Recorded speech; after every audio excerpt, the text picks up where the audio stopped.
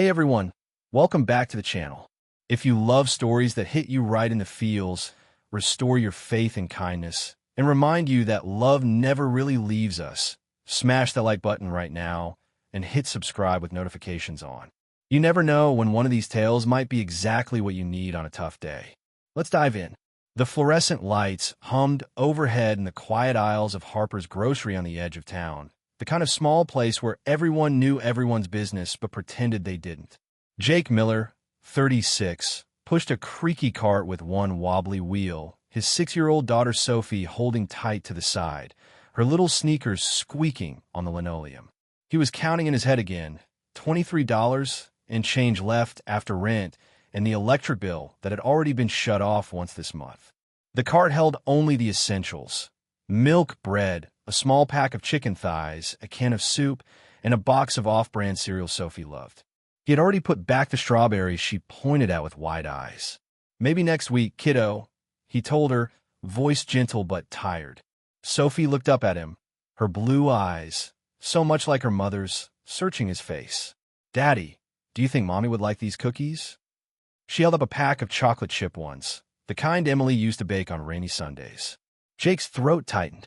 He forced a smile. She'd love them, sophomore. But let's stick to the list today, okay?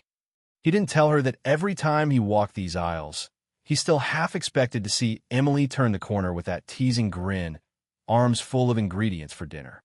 Emily had been gone 5 years now. 5 years since the drunk driver crossed the center line on Route 17 and stole her in an instant. 5 years since the hospital called him in the middle of the night, since he sat holding her hand while machines beeped their final countdown, since he whispered goodbye and signed the papers to donate her organs, because that's what she always said she wanted. "If something happens to me, Jake, make sure someone else gets to live." He never regretted it, but he also never asked who received her gifts. The grief was too heavy, the questions too painful. He just tried to keep going, for Sophie, for the memory of the woman who made his world bright. They turned into the checkout lane. Jake unloaded the items slowly, watching the total climb on the screen. $21.47. He pulled out his wallet, counted the bills and coins again, praying he hadn't miscalculated. Behind him, a woman in her late 40s waited patiently with a small basket. She wore a simple gray coat and carried herself with quiet confidence, but her eyes kept drifting to Jake and Sophie. When the cashier announced the total, Jake handed over the money. As he waited for change, the woman stepped forward. "I know you," she said softly. Jake turned, startled. Her face was kind, unfamiliar. "I am sorry." She swallowed, eyes glistening. "You're Jake Miller. And this must be Sophie." Sophie peeked from behind his leg. Jake felt his pulse quicken. "Do I know you, ma'am?" The woman, Sarah, shook her head slowly. "You don't know me, but I know you, and I know your wife. Emily." The name hit like a wave. Jake's hand froze on the cart. "How?" Sarah placed a trembling hand over her chest. "Because she saved my life. 5 years ago, I was dying. Congestive heart failure. I've been on the transplant list for 3 years, watching my own kids grow up from a hospital bed, thinking I'd never see them graduate. Then the call came. A perfect match. Your wife's heart." Jake stared.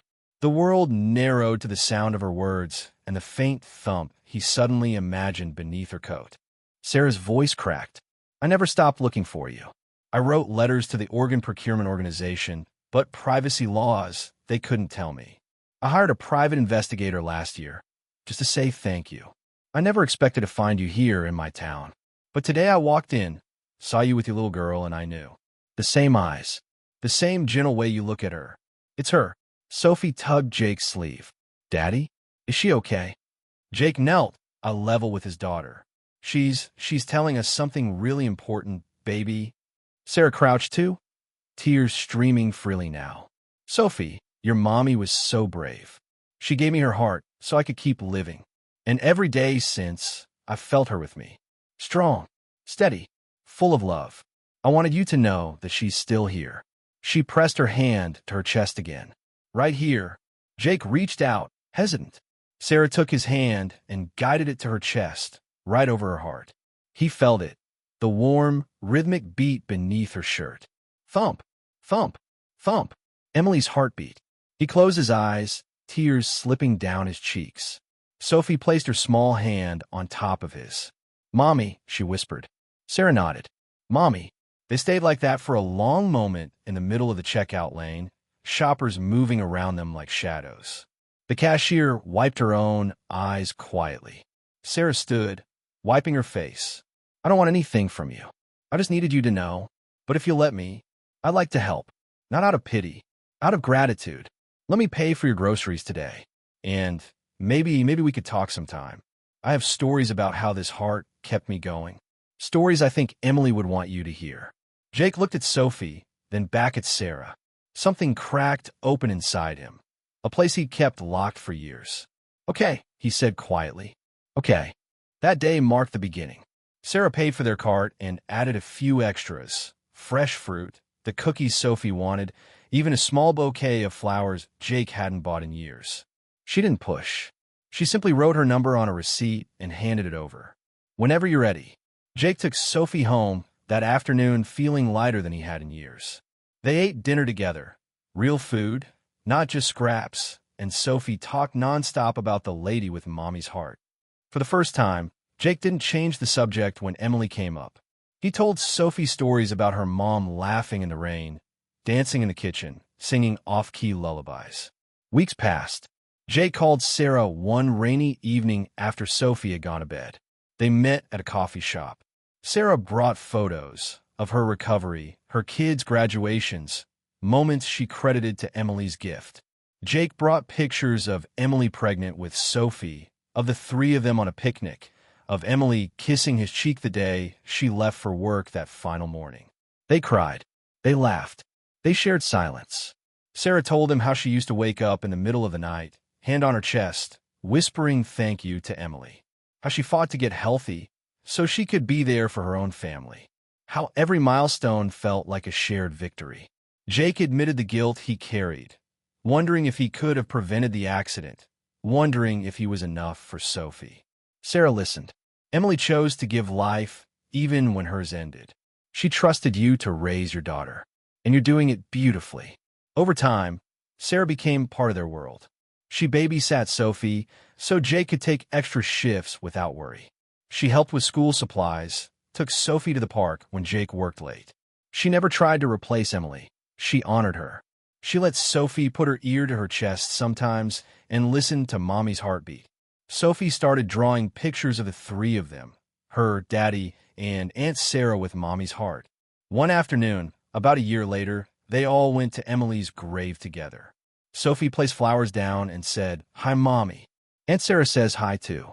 Her heart is beating really good today. Jake knelt beside the headstone, hand on the cool stone. "Thank you, Em, for everything. For Sophie. For this second chance we all got." Sarah stood behind him, hand on his shoulder. "She'd be proud of you, Jake." He looked up at her, eyes shining. "She's still here. In you. In Sophie. In me." They walked back to the car hand in hand, Sophie between them, swinging their arms. The sun broke through the clouds, warm on their faces. Life didn't become perfect overnight. Bills still came. Days were still long. Grief still visited in quiet moments. But now there was hope woven through it all. A reminder that love doesn't end. It echoes. It beats on in unexpected places. One selfless choice can ripple outward, touching lives years later, stitching broken hearts back together. So the next time you're in a grocery store, counting change, feeling like the weight of the world is on your shoulders, remember this. Kindness has a way of finding its way back. And sometimes, in the most ordinary moments, the people we love most are closer than we think. If this story moved you, drop a like, share it with someone who needs it, and subscribe for more stories like this. Thank you for watching. Take care of each other.